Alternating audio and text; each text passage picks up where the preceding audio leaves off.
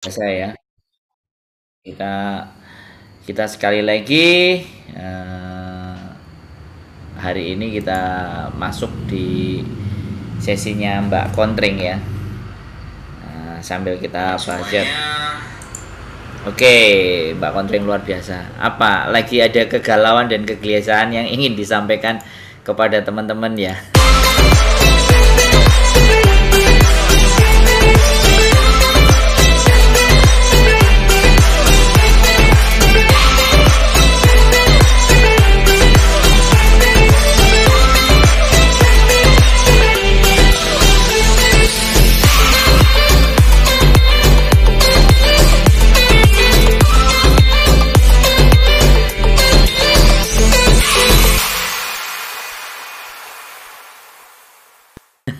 Iya, Oke, dan silakan, silakan, ya silakan. beberapa hari ini sebenarnya menerima konsultasi yang melelahkan ya. Karena kan melelahkan bagi saya bukan karena melelahkan dalam hal apa-apa, karena kan emosional Mas ya. Jadi beberapa hari ini saya menerima konsultasi itu lebih ke emosionalnya dari teman-teman, bukan ya solusi sambil curhat. Jadi kan double ini. Curhat sambil minta solusi, minta saran, jadi agak double ya.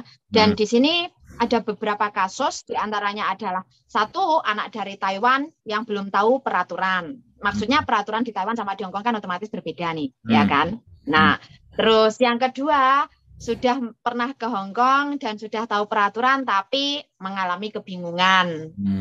Terus yang ketiga banyak teman-teman yang mungkin baru akhirnya kena shock culture. Nah, hal seperti ini sebenarnya kan akhir-akhir ini dari tingkat 2019 sampai hari ini kan banyak sekali ya.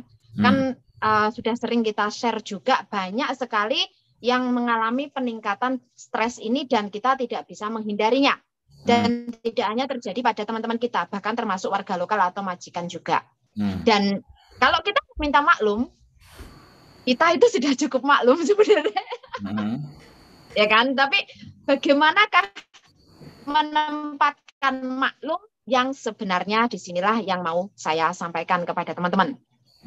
Ada beberapa kata maklum yang harus ditempatkan pada tempatnya. Sama halnya di saat kita membahas kemarin tentang trauma, juga kata trauma jika salah menempatkan juga akan menjadikan persepsi yang salah aturan juga, ya kan? Dan disinilah yang mau kita bahas.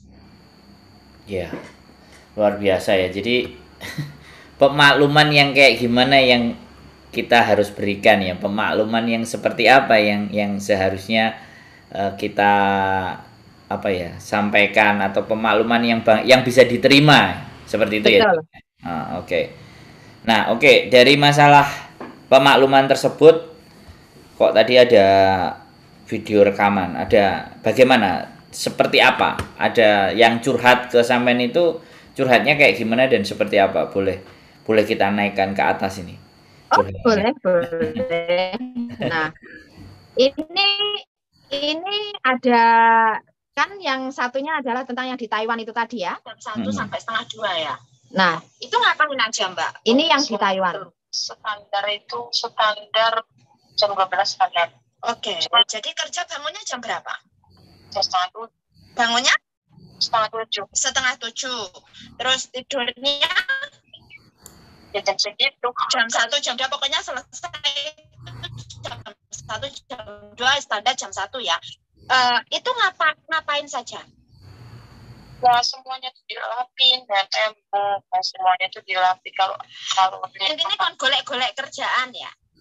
Kalau pembantu aja sebentar aja. Itu yang dua-duanya. Oke. Ini ya fisik dan mental ya, jadi yang kena. Kalau ya memang fisik dan mental. Malam Sabtu, malam Minggu itu semua anaknya pada kesini semua makan di sini. Oke. Bubar jam 11, setengah 12, kadang jam 12 baru bubar. Kan aku baru beres jam. Oke. Paham. Jadi kalau Sabtu anak-anaknya datang makan ya. Nah, ini yang dari Taiwan, Mas. Dia kerja sampai malam, dan kalau Jumat Sabtu anak-anaknya datang. Libur kan di hari Minggu dia pengennya istirahat. Hmm. Tapi pulang itu masih disuruh kerja. Hmm. Jadi dianya kerja baru 1 minggu. Tanya, Mbak, saat ini boleh tidak? Jawaban saya boleh. Karena secara aturan memang tidak boleh bekerja. Tapi tetap saya sarankan untuk dengan bahasa yang baik-baik atau memberikan kode. Ya kan, kode maksudnya dikerjane tapi dikurangi. Jadi nggak full semuanya. Misal bantu buang sampah saja. Kalau nggak ngomong ya, aku capek, besok aku kerjakan karena hari ini libur saya. Hal-hal seperti itu yang langkah-langkah aku sampaikan. Awalnya dia kekeh pengen ganti majikan. Terus aku bilang bahwa peraturan di Taiwan dengan di Hong Kong berbeda. Kalau mungkin Anda di Taiwan, Anda lari ke agen, dicarikan majikan baru, tidak ada masalah. Di sini, Anda harus pulang ke Indonesia dengan resiko memulai lagi dari awal, sementara Anda bisanya hanya bahasa Mandarin. Ingat, di Hong Kong yang diutamakan tetap bahasa Kantonis, meskipun kamu bisa Mandarin. Nah, akhirnya mulai pelan-pelan dia berpikir ini sejenis kayak shock peraturan, shock culture juga. Kaget. Nah, kan toh? Mbaknya kaget. Ya, kaget. Nah. Terus.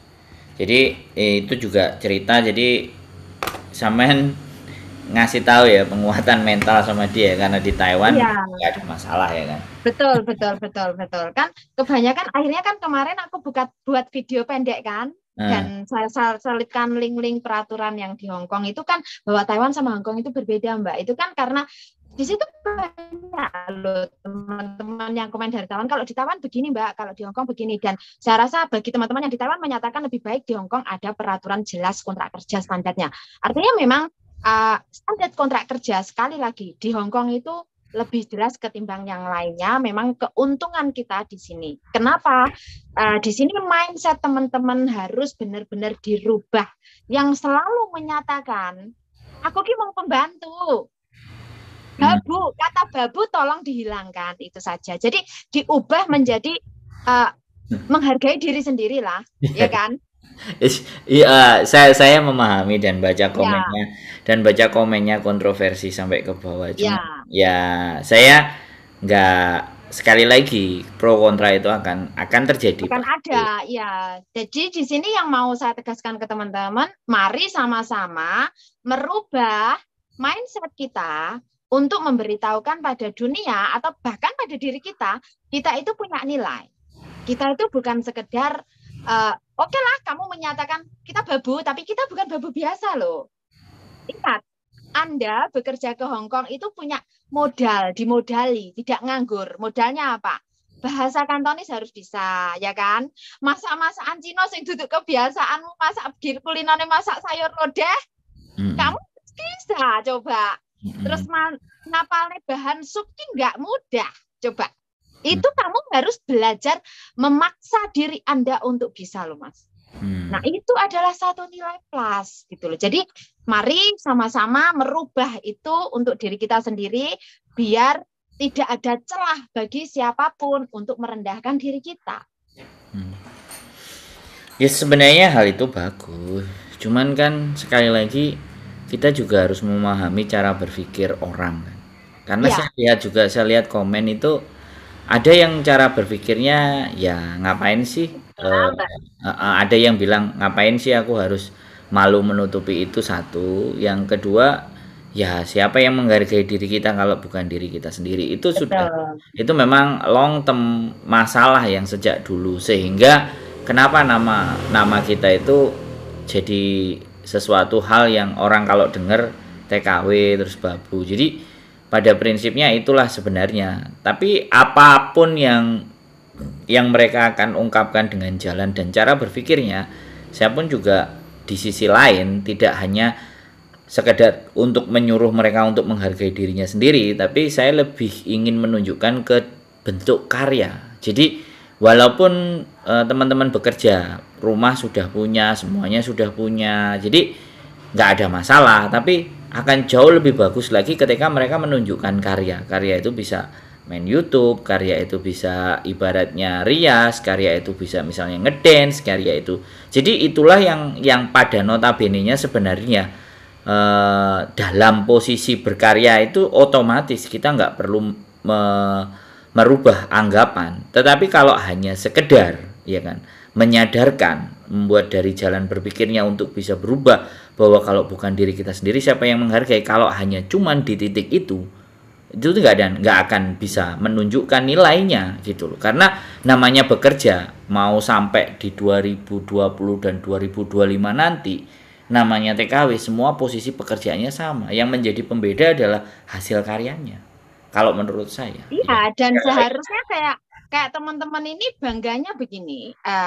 Kemampuan apa sih yang bisa aku, makanya kembali lagi saya bilang bahwa mari sama-sama mulai mencari tahu passion kita apa sih, kemampuan kita apa sih, apa sih kita lakukan untuk apa yang paling kita cintai untuk melakukan sesuatu membuat kita happy, tapi bukan karena trending, ya kan? Jadi bukan karena boleh kamu termotivasi oleh orang yang dilakukan orang tersebut boleh, tapi bukan berarti Anda copycat.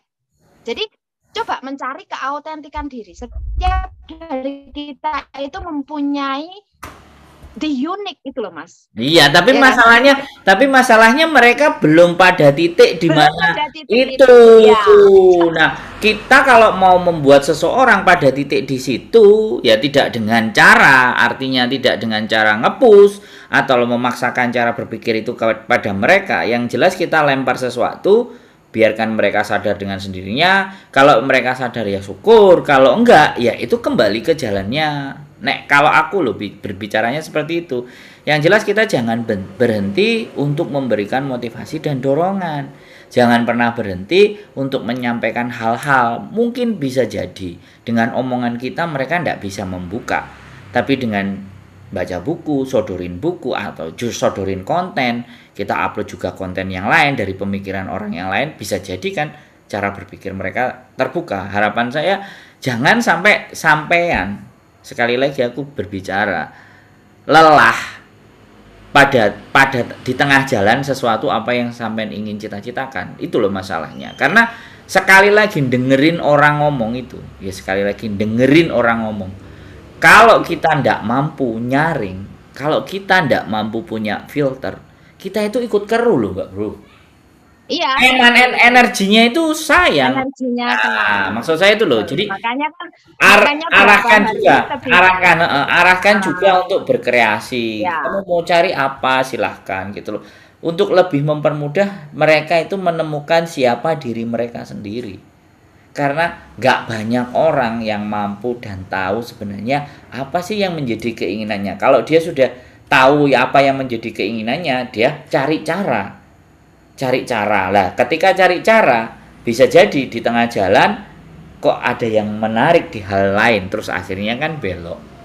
Jadi perjalanan itu berat. Nah, oke. Jadi ini kita bahas lagi tadi tentang persoalan pemakluman, tentang persoalan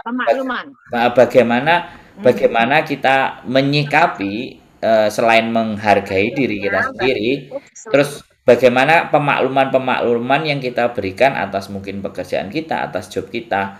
Karena tadi kelihatannya ada cerita baru lagi juga yang notabene-nya ini sudah sangat sering juga terjadi buat teman-teman, tapi kali ini kita bahas agak sedikit lebih detail. Kira-kira tentang persoalan apa, Mbak? Bisa di selama ini kan sebenarnya kemarin kan juga saya mencoba share kembali kan important notice, di mana adalah peringatan dari pihak imigrasi tentang baik bagi kedua belah pihak. Tetapi surat tersebut kita dapat di saat kita extend visa, karena saya juga dapat ya. Jadi di mana di situ imigrasi memberitahukan bahwa majikan dilarang mempekerjakan PRT selain di alamat. Majikan juga dilarang mengerjakan PRT, menyuruh PRT untuk bekerja selain pekerjaan rumah tangga. Jadi artinya imigrasi sudah mulai meraba sekian banyak mungkin sebenarnya di luar sana masih banyak yang mengalami hal-hal seperti ini, mungkin karena entah berbagai alasan, ya kan, karena alasan itu kan individu Mas ya. Yo, Tapi kalau peraturan kita kan nggak bisa merubah ya. ya. Jadi di sini mulailah imigrasi memberikan peringatan-peringatan kecil ini, yang artinya memberikan penegasan kontrak kerjamu itu jelas, Rek, ya kan? Tinggal kamunya paham atau tidak, berani apa tidak kamu menegaskan tentang hak kamu yang seharusnya dan isi kontrak kerja tersebut. Nah, ini adalah salah satu contohnya. Apa tahu gitu, cuma ujungnya ngomong sisanya sakit tapi nggak tahu sakit apa gitu, katanya nggak bisa disembuhkan. Oh ya udah nggak apa-apa gitu aja ya. Terus habis itu saya cek 2 minggu meninggal saya cek 2 minggu sisanya meninggal. Terus habis dikremasi kan Kak C. Habis dikremasi aku tanya ke si mbak aku, Mbak, kamu mau masih lanjut saya apa enggak gitu kan. Kalau enggak ya saya mau ambil cari majikan lagi gitu. Saya juga udah konfirmasi ke agent kalau bapak saya udah meninggal. Terus si mbak ngomong gini, mama masih butuhin kamu, nanti kamu mau nggak kerja 2 rumah gitu kan, kerja 2 rumah gitu nggak apa-apa kok, nggak bakal ketahuan gitu, soalnya kan aku punya teman di imigrasi gitu, dan dia juga ngebolehin kok gitu. Terus agensi juga bilang kalau dia udah juga oke gitu, katanya nggak apa-apa gitu, yang penting masih keluarga gitu. Aturan seperti sekarang itu kan maupun ini kalau dia majikanmu punya teman imigrasi itu salah, malah tidak benar secara aturan, itu salah, terserah sampean ya. Satu, secara aturan itu tidak benar ya, apapun alasannya bekerja 2 rumah 1 keluarga kayak itu pun jadi tidak boleh, karena Anda hanya berkewajiban bekerja di 1 alamat itu ya. Secara peraturan ya benar. Aku kan bilang gini, aku bilang ke si mbak kan ya, waktu aku udah ya udah deh, aku daripada aku balik lagi aja ya, kenal lagi cari majikan lagi, ya udah tak iyain gitu ya. Udah iya nggak apa-apa gitu, daripada aku balik lagi ke nol terus belum tentu aku juga turun apa enggak gitu. Ya turun lah, kenapa tidak? Pertanyaannya sebenarnya kamu ini, pertimbanganmu ini sing akhirnya kamu saat ini terjebak toh. Terjebak dalam hal ini. Berapa lama kamu yang baru ini? 6 bulan aja. Tapi wes 6 bulan lah, enggak bisa. Kalau kamu mau mundur ini alasannya apa? Coba. Aku wes ngrungokne sih. Cuma kan kalau dari posisimu ini kan tinggal kamunya ya, soalnya posisi yang bisa saya lihat majikanmu cewek ini kan masih dalam posisi bergabung nih. Iya. Jadi dia kan diterima atau tidak kan kehilangan suami ya. Intinya ya wis memang mati urip itu urusannya sing kuasa benar, tapi bagaimanapun juga dia tetap merasa ada kehilangan dan ada shock di sana. Jadi otomatis dia membutuhkan orang, tapi sebenarnya bukan untuk bukan untuk kerja, tapi kan jadi pelampiasan dia itu. Iya. Sedikit aja itu Pak. Nah dia kan emosionalnya dia sendiri itu sebenarnya nggak stabil, cuma dia pun juga nggak bisa mengakui ataupun golek konsultasi, dia nggak akan berani ya. Jadi ini tinggal di dirimu. Ada beberapa tips yang bisa saya tawarkan. Kamu kasih deadline pada dirimu, berapa lama kamu mau di situ, tapi ingat apapun keputusanmu, kalau memutus kontrak cari alasan yang tepat, dan kamu tetap harus pulang Indo. Iki resikonya lo ya, kamu mulai dicek ya. Iya. Masalah visa itu kan kembali lagi kepada imigrasi toh. Tapi ingat, pastikan majikanmu ini emosionalnya stabil dulu. Karena kalau dia emosional, yang saya takutkan juga kamu mengambil keputusan, akhirnya dia reaksi kan yang jadi. Ya reaksi dia akan memberikan shock berikutnya, dimana karena sebenarnya dia masih trauma ditinggalkan, terus malah kamu juga meninggalkan dia. Sebenarnya sih orang salah, tapi kan bagi dia itu satu masalah, paham enggak? Iya, paham. Nah, jadi kejiwaan dia memang saat ini kesepian, butuh konco padu. Dan dan dirimu diharapkan menjadi extension bagi dia ngancani padu. Jadi orang gendeng kon gendeng, ceritanya seperti itu kayak. Bukan aku mentertawakan tidak, tapi saya tahu posisimu ya. Jadi cuman aku ujung ini kamu biar terhibur. Sebenarnya tinggal kamu. Aku paham lagi. Jadi tinggal dirimu beberapa step. Nek memang kamu butuh satu konsultasi, ini kan sudah mengarah ke emosionalmu ya. Iya. Mungkin nanti kamu tak kasih nomornya orang yang tepat. Karena ini ngefek neng emosional dan kejiwaan nanti. Kamu kan malah nggak tenang, terus kamu kan malah merasa ketakutan. Jadi agak arahnya kan kamu juga shock ya kan, karena kamu belum posisi gini loh, majikanmu ini pengen banget kamu mengerti dia, tapi kan kamu belum mampu ke sana, kamu belum tahu polanya ya kan, maksudnya pola yang saat ini dia seperti apa. Nah dia pun juga kayaknya menutup diri, nggak gelem ngomong ke awakmu ya. Ya, Oke, silent treatment karena memang dia bingung ngarepe ngomong ki piye leh ngomong. Bingung aja.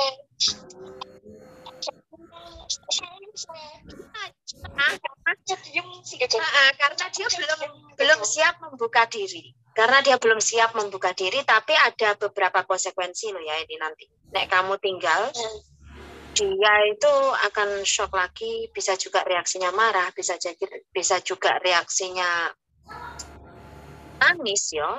Nek dia nangis malah lebih baik, tapi aku nggak yakin dia nangis di depan kamu gitu loh. Karena kan nggak mungkin dia nggak akan melakukan, karena dia masih terbawa standar. Dia kan majikan. Nah, dia nggak mungkin menunjukkan di depan kamu dia rapuh, paham nggak? Nah, sekarang kalau kamu bisa cuek, fokus ke pekerjaanmu sendiri, tapi tetap dikasih deadline kayak. Karena saya yakin itu menyiksa banget, saya tahu. Memang perlu waktu banget awakmu untuk duduk kembali lagi ke tujuan awalmu. Jangan ambil keputusan gerusa-gerusu, karena di saat ini pegel banget, awakmu kan bukan pegel ya, merasa jadi salah apa sih? Ya. Ini salah, itu salah. Marah gitu. Jadi satu udah apa ya? Udah bisa mungkin hati-hati kerja tuh Cek. Aku ya wis tetep ada salah ya. Salah gitu. Piring. Nah, ini nggak tak lanjut Mas ya. Nek dilanjut dia kan curhat nangis ya soalnya. Karena sebelumnya dia juga sudah kirim WA voice. Jadi itu tadi kan tak telepon karena udah kirim WA voice kan. Nah, cerita banyak di situ kan lebih mengarah ke emosional. Akhirnya keputusannya adalah dia memutuskan untuk pulang. Lah, belum ngomong sama majikannya. Ternyata semalam itu majikan dia dipaksa disuruh tanda tangan surat pengakuan sejenis warning letter untuk mengakui kesalahan dia yang 2 kali dia lupa mematikan lampu toilet. Tapi sebenarnya dia cuma 1 kali. Yang 1 kali itu majikannya sendiri. Cuma dia menuduh si anaknya yang melakukannya.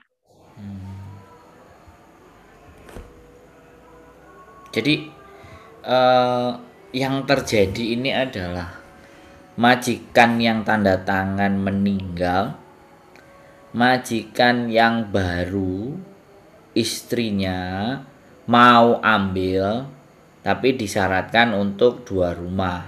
Betul. Nah, cirinya itu. Terus ini kan belum terjadi toh? Sudah terjadi. Oh, 6 bulan. Iya, jadi dia sudah 6 bulan dan dia nggak tahu nomor saya dari mbaknya. Jadi dia baru menghubungi saya. Seperti Jadi dia udah ngambil keputusan 6 bulan itu ya. betul. Jadi dia udah terlanjur 6 bulan, jadi dia baru hubungi aku. Jadi gini, Makanya tadi ah, saranku kan harus mencari alasan yang tepat, tidak bisa menggunakan alasan kamu dipekerjakan 2 rumah karena efeknya di dia oke. juga kena. Iya, karena mau kan. Betul. Jadi artinya gini loh, trap yang tadi disampaikan itu kan adalah trap. Jadi dia menjebak dirinya sendiri bahwa majikan ini pinter gitu loh. Majikan bisa mengelabui teman-teman dengan pancingan 2 rumah. Pasti orang akan bercerita cenderung sedihnya, tapi orang nggak bercerita tentang duit yang dia terimanya. Itu loh yang menjadi masalahnya teman-teman itu, semuanya kayak gitu. Giliran terima duitnya semuanya diem-diem. Giliran terima nggak enaknya tuh ditumpahin. Nah, ini salah satunya ya kebetulan sampean dengerin gitu. Jadi Betul. Kan jadi awalnya beliau tidak ada masalah ya toh. Baru merasa bosnya berubah, terus gajinya memang benar di atas standar. Jadi otomatis ini kan klasik toh. Ini kan sebenarnya ini kan klasik gitu loh, jebakan atas uang gitu loh. Jadi ya, betul. itulah yang saya selalu, makanya sih kenapa sih saya juga dalam prinsip saya nggak mau mendewakan uang. Hanya karena lantaran uang saya mau mengerjakan A B C D, giliran dirasa-rasa no ternyata badanku, kemampuanku itu bisa sebenarnya nggak sanggup dengan keuangan perjanjian yang ada di sana gitu. Jadi harusnya ya memang kembali lagi salah dari startnya gitu loh. Jadi menyesal itu selalu akan muncul. Nah ini yang ya mudah-mudahan banyak teman-teman yang nonton, mudah-mudahan banyak teman-teman yang melihat bahwa pikirkan benar-benar dampak dan efeknya di 2 tahun ke depan. Ingat 2 tahun ke depan. Aku banyak juga yang sempat ngomong masalah aku dipekerjakan 2 rumah, aku dipekerjakan 2 pekerjaan yang tidak sesuai. Pertanyaan saya, mau melawan atau terima? Betul. Kan tinggal 2 itu aja tuh. Iya sebenarnya, iya. Kalau mau terima ya sudah, aku nggak bisa berbuat apa-apa Mbak. Gitu. Tapi kalau mau melawan, ayo kumpulin bukti, kita discuss. Ya, discuss sebenarnya kan itu sama bargaining power di sini, ya kan, bargaining power sebenarnya. Nah, disinilah yang kenapa saya sering menyampaikan observe, stay calm, stay firm, take action. Tapi di balik action akan ada resiko. Jadi kenapa? Saya mengharapkan teman-teman lebih tenang, bisa tenang, mengambil langkah itu bisa jelas. Akhirnya ibarat kata wes nyekel watu ngono kalau Mas ngantem kan iso matem. Ya sempat sampai ada yang juga mengkasuskan majikannya bisa dapat 80.000 Hongkong dolar, mengkasuskan majikannya bisa dapat beli rumah. Itu kan artinya kita bisa mencabut tuntutan kalau dia mau kan. Ya, nggak mau memperas ya. Kalau enggak kita lanjutin, kita pegang bukti kan. Tapi kalau dia kekeluargaan ya sudahlah, kamu tak ganti sekian ya udah pulang. Cuma ya kembali lagi waspada terhadap rekor karena terhadap rekor. Betul, karena rekor itu mencabut tuntutan kan. Nah, ini mencabut tuntutan ini kan. Sudah dimajukan kok dicabut tuntutannya, ini ngapain juga kan gitu. Itu akan ada investigasi lebih jauh lagi. Kenapa kamu mencabut tuntutan? Kadang-kadang kan seperti itu. Kalau ya memang Hongkong tempat cari uang, tapi juga kita harus bisa mengkalkulasi gitu loh. Aku capek kayak gini. Ya, ada yang begitu, tapi ada yang udah nggak peduli lah. Nggak mau majikan. Kalau kita membahas yang itu Mas ya, sekali lagi kita memang bekerja buat uang, benar. Kita pun ke sini karena kita memang pengen ada uang ya, pengen punya uang, benar nggak? Nah, ini ini adalah curhatan salah satu teman kita. Mudah sih. Sopo sih sing mau tutur lala awakmu di saiki gak jauh-jauh. Koyo leukemia. Apa kita tahu dari awal? Tidak tahu. Leukemia itu nggak bisa dideteksi sejak awal. Leukemia nono stadium 3, stadium 4. Ya. Apa yang bisa kita lakukan? Bersyukur. Nggak banyak. Memang nggak banyak yang bisa kita lakukan. Tapi yang tersisa bisa kita manfaatkan. Ya saat ini yang bisa kita lakukan, ngomong karo mbakmu, butuh waktu sih. Setiap dari kita itu akan mengalami sakit, itu akan mengalami. Yang Aku paham. Ya. Nah, yang sakitnya nggak ada ngomong deh. yang sakitnya adalah terdiagnosa kanker liver. Nah, dia tapi nggak ada ngomong di situ. Dirimu yang ngomong. Mbaknya nggak berani dong. Mbaknya itu mentalnya ini ponakannya, karena aku sempat ngobrol sama majikannya ponakannya ini kan. Majikannya pun menyarankan sebenarnya menyuruh dia untuk berobat di Hong Kong. Dan majikannya dan mbaknya itu kan pengennya pulang juga toh. Terus maksudnya kita harus paham psikologis si pesakit toh Mas. Setiap kita mendapatkan diagnosa yang ada kita kaget. Dan yang ada kita tuh pengennya deket sama orang rumah. Nah, sebenarnya mbaknya ini masih stage awal. Yang mau saya tegaskan kepada teman-teman adalah kita bekerja untuk uang.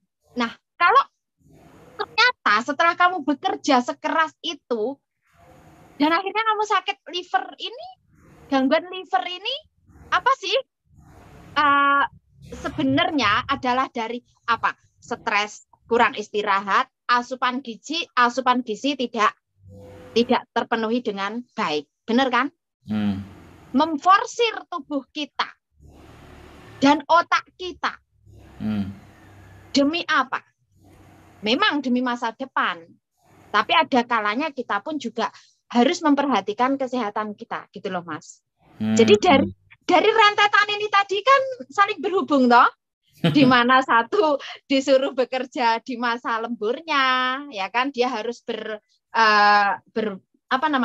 berdamai dulu, berusaha untuk menyampaikan ke majikan. Nah, minimal dia sudah ada usaha untuk cari informasi bagaimana menyampaikan. Ini sudah awal bagus, meskipun baru 1 minggu. Tapi tetap dengan cara-cara yang sopan, cara-cara yang halus, tetap harus dengan menggunakan cara-cara yang tepat. Yang satunya, ya jarani nggak demi uang kan, ya mokal demi uang, faktanya gajinya juga melebihi standar. Tapi bekerja di luar kontrak, akhirnya juga terkena stres juga, tekanan batin, ya kan? Efeknya kemana? Coba. Yang terakhir adalah curhatan di mana kamu nggak menyangka dirimu ternyata tiba-tiba didiagnosa dengan cara kena tumor liver. Sehingga awalnya kamu mau nggak masalah. Shock berbarengan, ya kan? Meskipun stage awal sekalipun, di situ kan tetap memberikan efek yang sangat luar biasa, toh. Jadi, mari kita sama-sama memperhatikan kesehatan kita juga, ya kan? Terus kalau masalah cari uang, setiap orang kita punya kebutuhan. Kebutuhan itu bisa dikontrol, keinginan ya bisa dikontrol, itu kembali ke kitanya.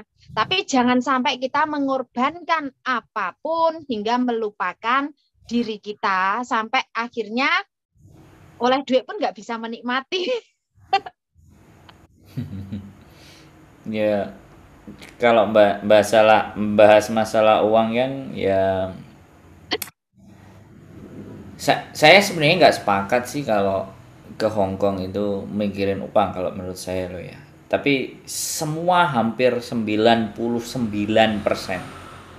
ke Hong Kong itu cari uang. Nah, sebenarnya bukan masalah di uang, harusnya kita bisa menyikapi atau bersikap bagaimana terhadap uang.